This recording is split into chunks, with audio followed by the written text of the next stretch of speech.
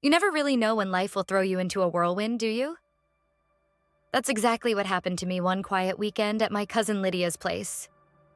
Lydia and I had always been close, despite the occasional family drama that tried to pull us apart. She had this charming little house out in the countryside, a perfect escape from the chaos of my life. I had been under a lot of stress at work, and Lydia had convinced me to spend a weekend with her to relax. No phones, no distractions, just some girl time, she'd promised. I packed light, eager to unwind, and made my way to her home. When I arrived, the atmosphere felt like a hug, a soft, warm, inviting energy that made me feel at ease immediately. Lydia greeted me at the door, her usual bubbly self, and pulled me into a tight hug.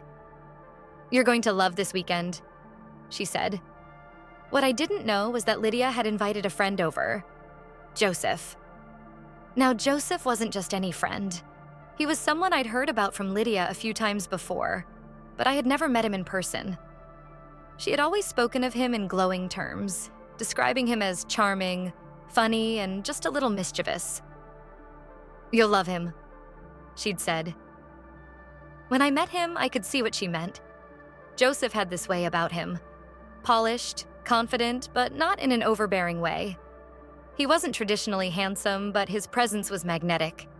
The kind of person who could walk into a room and immediately own it without trying too hard. Lydia introduced us, and I tried my best to play it cool. I wasn't there to meet anyone new, after all. I was there to relax.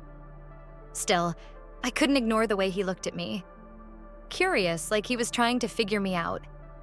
The first evening was uneventful. We had dinner, played some card games, and chatted. Lydia was her usual lively self, but I couldn't help noticing how often Joseph's eyes would dart in my direction. I brushed it off, telling myself I was imagining things. After all, he was Lydia's guest, not mine. But then came the second day. I woke up early, as I usually do, and decided to take a shower before everyone else got up. The bathroom in Lydia's house was small but cozy, with a fogged-up mirror that made it feel like my own little sanctuary. I turned on the hot water, letting it wash away the stress I had carried with me from the city. Just as I was rinsing my hair, I heard a noise. At first, I thought it was nothing. Maybe Lydia moving around in the kitchen or one of her cats knocking something over. But the sound got louder, closer. I froze, my heart racing. "Elizabeth, are you in there?" It was Lydia's voice. I exhaled, relieved. "Yes. What's up?" "Joseph and I were thinking of heading into town to grab some breakfast. Do you want to come?" I hesitated. "I'm still in the shower. Give me 10 minutes. "Okay, but hurry up," Lydia called back, and then I heard her footsteps retreating. I relaxed again, but only for a moment. Suddenly, the bathroom door creaked open, and my heart leapt into my throat. "Lydia, I said 10 minutes," I snapped, reaching for a towel to cover myself. But it wasn't Lydia. It was Joseph. Time seemed to freeze as Joseph stood in the doorway, his face a mix of embarrassment and something else I couldn't quite place. My heart was racing, and my mind scrambled to make sense of the situation. "Joseph," I yelled, clutching the towel tightly around me. "What are you doing?" He looked just as startled as I felt, his hands shooting up in an apologetic gesture. "I'm so sorry, Elizabeth. I didn't realize. Lydia asked me to grab a bag she thought you might have left in here. I should have knocked." His explanation was plausible, but his lingering hesitation didn't sit well with me. Still, I told myself to let it go.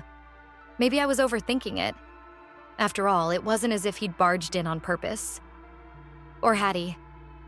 "Get out," I snapped, my voice firmer this time. He nodded quickly and backed out of the bathroom, shutting the door behind him. I stood there for a moment, my pulse still pounding in my ears. The whole encounter felt odd. Once I was dressed, I joined Lydia and Joseph in the kitchen, determined to brush off the awkwardness. Lydia was cheerfully frying eggs, humming a tune, completely unaware of what had just happened. Joseph, however, avoided my eyes, keeping his attention fixed on the coffee he was pouring. "Morning, sleepyhead," Lydia chirped. We were just about to head into town. "Ready to go?" I nodded, forcing a smile. Yep, let me grab my shoes. The car ride into town was uneventful, though the tension between Joseph and me was palpable. Lydia didn't seem to notice, chatting away about her favorite little cafe and the weekend farmer's market. Joseph chimed in occasionally, his usual charm intact, but I couldn't shake the memory of that morning. When we arrived at the cafe, Lydia excused herself to make a quick phone call, leaving Joseph and me alone at the table. I really am sorry about earlier, he said quietly, breaking the silence. I glanced at him, unsure how to respond. His expression was sincere, but there was something in his tone that felt too deliberate. It's fine, I said curtly, not wanting to make a scene. He leaned forward slightly, lowering his voice. I didn't mean to make you uncomfortable, Elizabeth. Honestly. I nodded, taking a sip of my coffee to avoid looking at him. Let's just forget it happened. But could I really forget? The rest of the day passed in a blur. We wandered through the market, sampled some local delicacies, and even shared a laugh or two. Lydia, as always, was the life of the party, oblivious to the subtle undercurrent between Joseph and me. That evening, back at the house, we decided to wind down with a movie. Lydia insisted on a cheesy rom-com, and Joseph playfully groaned in protest. Come on, it's a classic, Lydia argued, tossing a throw pillow at him. Fine. He relented, laughing. We all settled into the couch, Lydia in the middle, Joseph on one side and me on the other. But as the movie played, I couldn't help but notice the way Joseph's eyes kept drifting toward me, even when Lydia wasn't looking. I told myself I was imagining things, that I was reading too much into his actions. But deep down, I knew something wasn't right. And then Lydia fell asleep. It wasn't unusual for her. She had always been the type to crash early, especially after a busy day. Joseph and I stayed up, watching the rest of the movie in near silence, the only sound coming from the TV. When the credits rolled, I stood up, eager to escape the increasingly awkward atmosphere. Well, I think I'm going to call it a night, I said, avoiding his gaze. Elizabeth, he said softly, stopping me in my tracks. I turned to look at him, my heart sinking as I saw the conflicted expression on his face. Can we talk for a minute? He asked. I hesitated, my hand hovering over the stair railing. Joseph, I don't think there's anything to talk about. My voice was firm, but inside I felt a swirl of emotions. Confusion, unease, and a lingering tension I couldn't quite place. Please, he said, standing up from the couch. His tone was low, almost pleading. Just for a minute. I glanced toward Lydia, still fast asleep, her soft snores barely audible over the movie's end credits. Part of me wanted to wake her up, to make her the buffer between us. But another part, a foolish, curious part, wanted to hear what he had to say.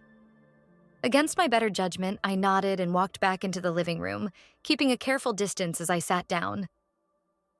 All right, what's so important? Joseph ran a hand through his hair, looking conflicted. For the first time since I'd met him, he seemed unsure of himself. I don't know how to say this without sounding wrong, he began, his eyes darting toward Lydia. But I feel like there's something here, between us. The words hit me like a ton of bricks. My chest tightened, and I felt a wave of heat rise to my face. What? I asked, my voice sharp. What are you talking about? He sighed, leaning forward with his elbows on his knees, his hands clasped together. I know it's crazy. I know it's wrong. But ever since I met you, I can't stop thinking about you. There's this connection I feel, and I can't ignore it. My first instinct was to laugh, not because it was funny, but because it was so absurd. Joseph, this is ridiculous. You barely know me, and you're Lydia's friend. I know, he said quickly. I know how it sounds, but I'm not making this up, Elizabeth. Don't tell me you don't feel it too. I stood up, shaking my head. I don't feel anything, and even if I did, it wouldn't matter. Lydia is my cousin, and this is crossing a line. He stood too, his expression earnest, almost desperate. I'm not saying we do anything about it. I just needed to say it, to get it off my chest. Please don't hate me for this. I stared at him, my mind racing. How had things escalated to this point? I'd come here to relax, to escape the stress of my life, not to get caught up in some tangled web of emotions and misplaced feelings. Joseph, this conversation ends here, I said firmly. Whatever you think you're feeling, you need to put it aside. For Lydia's sake and for mine.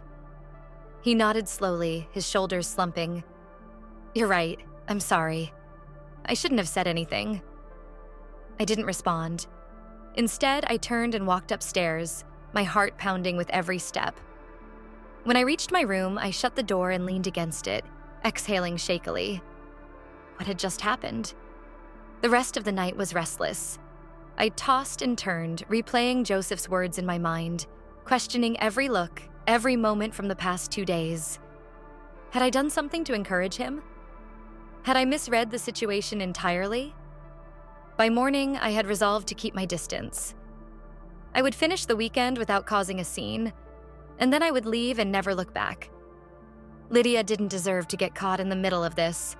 When I came downstairs, the atmosphere was noticeably different.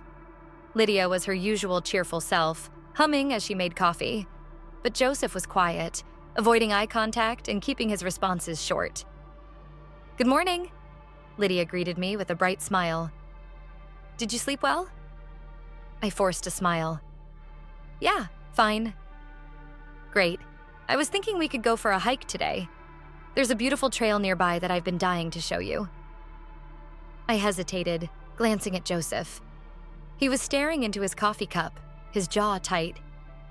The idea of spending more time with both of them felt unbearable, but I couldn't come up with an excuse fast enough. Sounds good, I said finally. The hike was beautiful, just as Lydia had promised, but I barely noticed.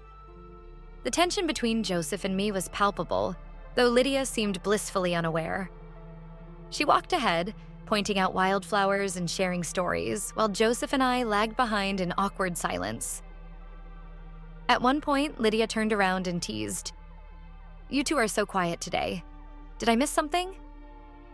No, we said in unison, our voices overlapping. It was enough to make her laugh, but her laughter only deepened my discomfort. By the time we got back to the house, I was mentally and emotionally drained. I needed space, time to think, and most importantly, an exit strategy. That evening, Lydia suggested we play board games, but I declined, claiming a headache. She didn't push, simply telling me to rest and let her know if I needed anything. As I lay in bed, staring at the ceiling, I felt a mix of relief and guilt. Relief that the day was over. Guilt for keeping something so significant from Lydia. She had always been good to me, and I hated the thought of betraying her trust, even if I hadn't technically done anything wrong. But had I? Joseph's words replayed in my mind, his tone, his expression. Was I complicit by not telling Lydia what had happened? Or was I protecting her by keeping it to myself? The weekend came to an end, and I left Lydia's house with a heavy heart. She hugged me tightly, thanking me for coming and promising to visit me soon. Joseph said a polite goodbye, his tone neutral, his eyes unreadable. As I drove away, I felt a mix of emotions, relief, confusion, and an overwhelming sense of gratitude that nothing more had happened. The experience taught me a valuable lesson about boundaries, honesty, and the complexities of human relationships. While I couldn't control Joseph's feelings or actions, I could control my own, and I knew I had done the right thing by drawing a line and sticking to it.